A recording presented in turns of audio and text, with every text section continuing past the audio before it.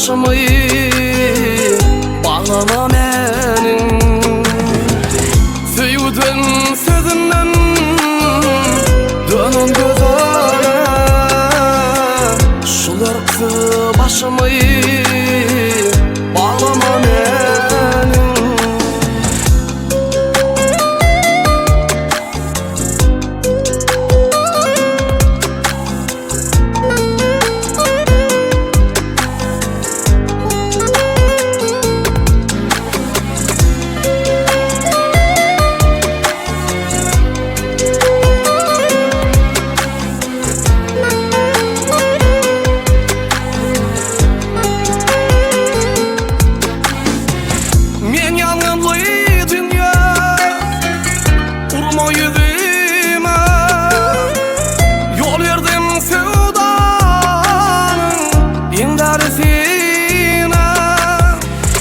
Mukaddes nikanı bozan güzele,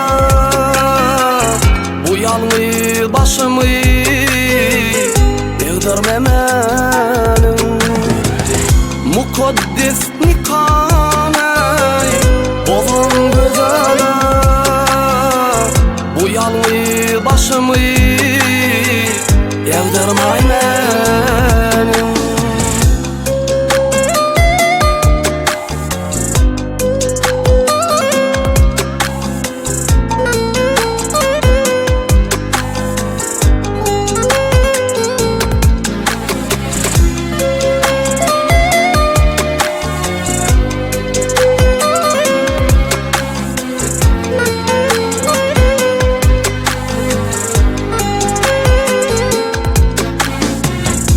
Tuşmana dünya soruğu çekme, bağrımı yedilsin de ötme dilime.